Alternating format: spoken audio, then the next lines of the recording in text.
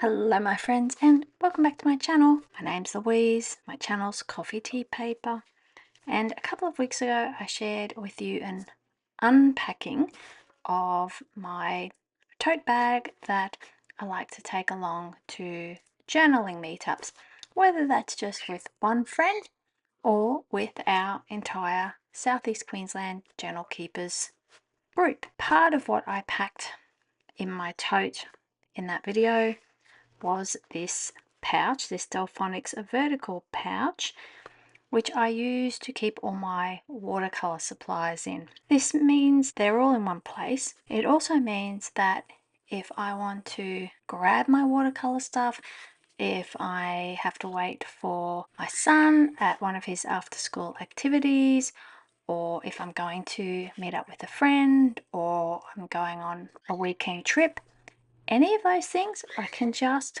grab this pouch. Sometimes I take stuff out of it if I want it to be a bit lighter, because I just keep everything in there so I know where it all is. So a couple of you expressed an interest in seeing what I have in this pouch and also even what's on the outside of my pouch. So I thought I would just take a few moments to go through this pouch and share with you what I week around in it. First of all, this is a Delfonics utility pouch for carrying tools, cotton, medium, 8 pockets, and it's the vertical, and it has the measurements on the label there in metric. On the front I have some pins here. I've got a badge from Chanel. Probably used to spend too much money there when I was buying makeup and things for my job. They don't give me badges anymore. But I like it. I think it's really pretty, and the Chanel No. 5 perfume bottle is one of the most iconic packaging designs in the world. I think I have Books Are Magic, which is a pin from Dimmix.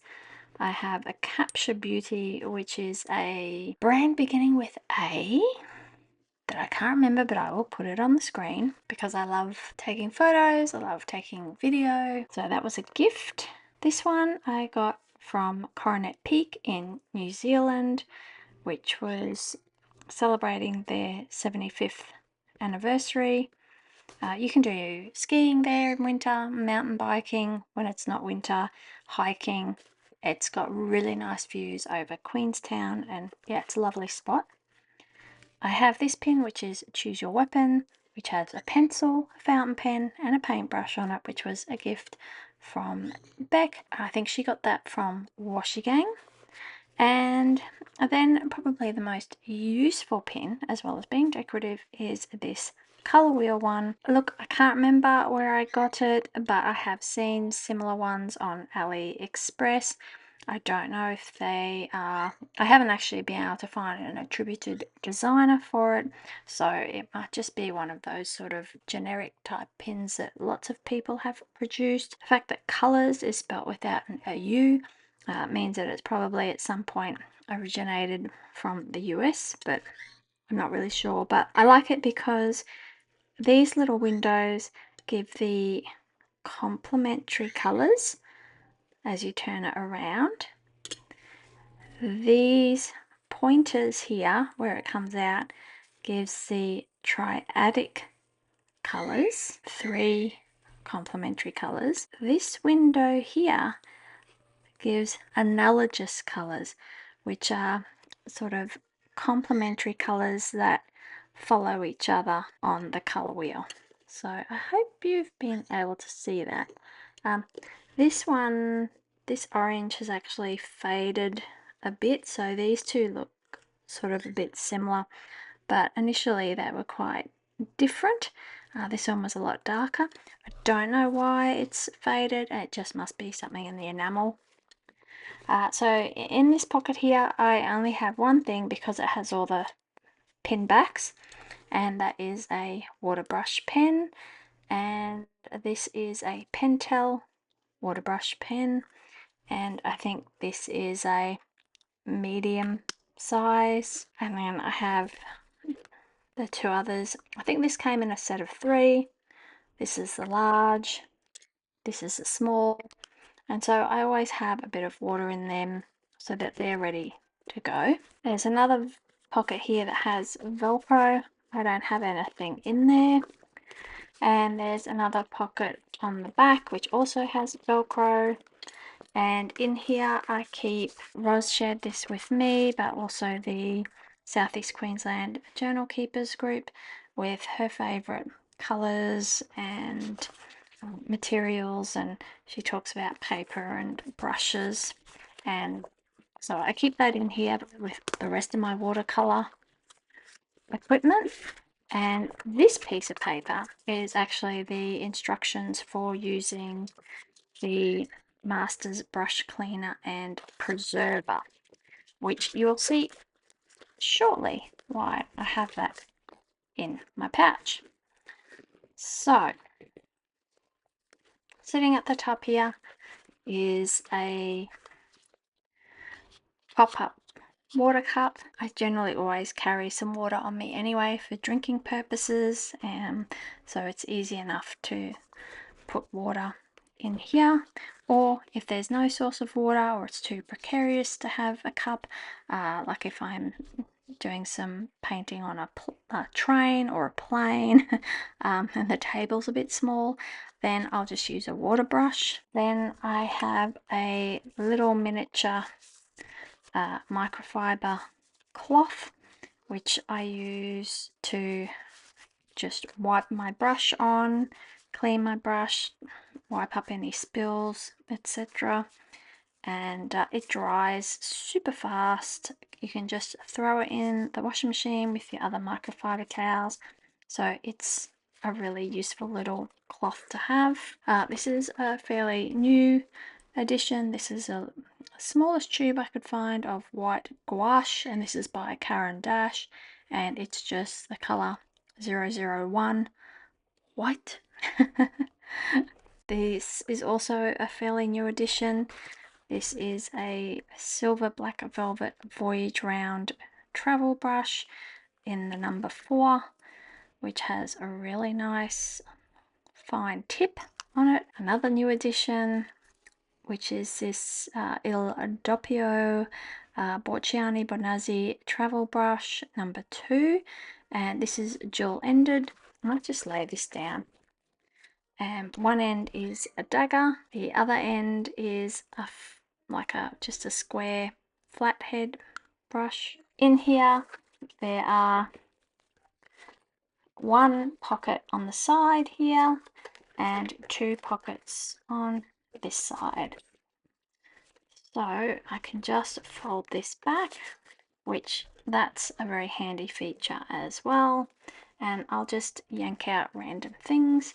This is a little spray bottle so that you can mist up your paints easily. I have here a sample card from Chelsea Vens with her super shifter color samples. Then I have some little squares of sample watercolor paper, so if I want to do something on one of these and then stick it in my journal, I've got that option. Some other travel paintbrushes. These ones are a no name. I bought from Amazon when I was just starting out and I wasn't particularly sure if I wanted to put such an investment into brushes. This is a number 12. It's really far too big for the size of the paintings or doodly paintings I do in my journals. This is a number 8, I think.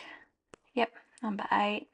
Once again, it's a little on the large side. Finally, I have a number 4, but as you can see, the difference in brush quality is quite marked. You can see how much fuller this brush is and how it comes to a really nice tip, and this one's quite sparse and really fluffy at the end, doesn't really maintain its structure. I guess I learnt that having a better quality brush is going to give you a better quality outcome and a more enjoyable experience, really.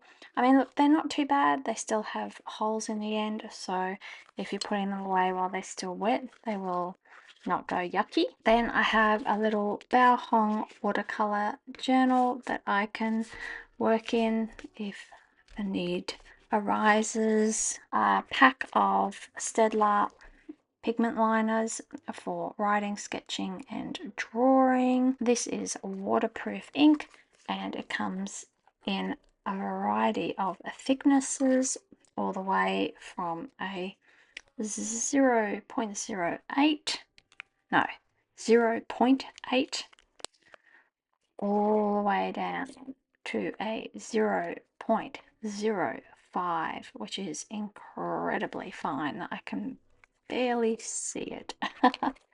And I like this little case that it came with because you can actually fold it back on itself and prop it up like that, so you can see all the numbers, and it just makes it really easy to grab the pens out. I have my Masters brush cleaner, which I think if you're going to the trouble to spend a decent amount of money on some good quality paintbrushes, then it's worth getting a good quality paintbrush cleaner. And this is also a conditioner, and you can also put it on your brushes to store them if you're not going to use them for a while, to keep the bristles in place. And it actually smells nice too. Don't go sniffing it though. Finally, in my watercolor pouch, unsurprisingly, I have some watercolor boxes. Now, this little tin was a gift from Ali over at Dabbling in Journals. And in here, she has some samples of some super granulating paints.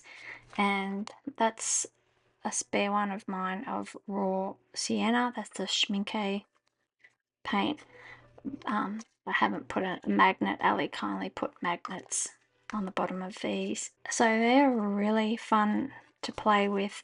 They have some really nice characteristics and effects on your pages. This tin is really nice that she put it in. It's just a simple white tin, but it gives me an extra big mixing space too, so if I'm wanting to do some extra mixing and colors, I can always use it for that as well. This is my Schmincke travel palette. I swapped out some of the colors that it came with and I added some extra ones.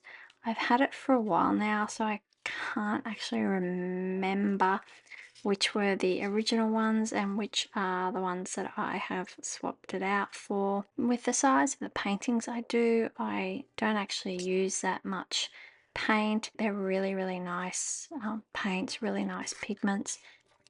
And in here I have my other travel brush, which is a Princeton Aqua Elite number 6, and it's a beautiful brush as well. Really nice to use. I just found that sometimes it's slightly on the large side, so which was why I wanted the number 4. And also that's probably about it for me for brushes. Now that I added in this Il Doppio as well, I can't see myself needing any further paintbrushes at all.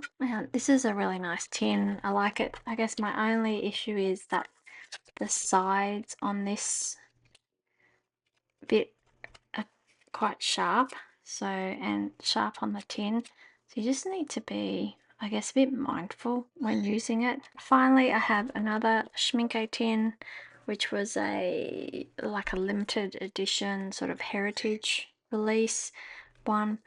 So you can see it's quite a bit smaller than my other one, so sometimes I'll just grab this one. The only thing with this is that you can't store a paintbrush in it. It has the 2 mixing surfaces here, Yeah, it would be great if I could have a travel brush that would fit in here. These are really nice colors. I mean, as you can see though, I haven't used it as much. I haven't had it as long as my other one. The colors are very classic. I could still get a lot of versatility out of this set with the sort of primary colors up the top there. It doesn't conform to the traditional warm yellow, cool yellow, warm red, warm blue, cool blue scenario, because it provides these earthy tones and a neutral down the bottom as well as a green. But for a small set in this retro tin, I really like it. Here's the information. Both sets are Horadam colours, which are the artist grade pigments, as opposed to the student grade pigments, and it just means that less is more. That is everything that I stuff into my watercolor pouch. Normally we'll also put in a couple of pencils, one of these lead savers I guess, and so I can just swap this around with any pencil that I choose to pop into my pouch. But because I don't have that many lead pencils, I tend to keep them on my desk, and if everything else is in the pouch, it's easy enough just to chuck a pencil in with it. How I normally pack it, now I have to remember, is I normally put my two watercolor palettes in these two pockets. I put my other one over in this big pocket with my spare travel brushes. I'll also put in my other travel brushes and my spray water over here. In the middle I'll put my pens, my journal, which you can see they do sit side by side. The paintbrush cleaner just ends up going to the bottom. These slot in behind here. The paint, I'm just going to pop it so it slides down to the bottom as well. My cloth, and then lastly I find I just kind of pop this on the top, or sometimes slide it down a bit. It just depends what stays home and what comes. As you can see, and let's just put a pencil in for argument's sake. As you can see,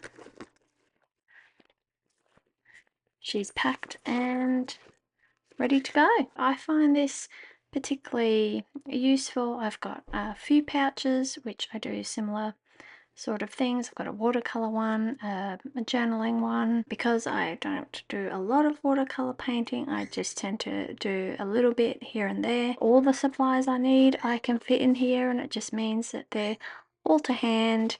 I know where they are, and it makes it very portable. I hope that was useful slash interesting. I will try and share. A couple of people asked me about a couple of other things as well, and I'll try and do some little videos about those as well. In the meantime, have fun, keep creating, and I will see you in the next video. Bye!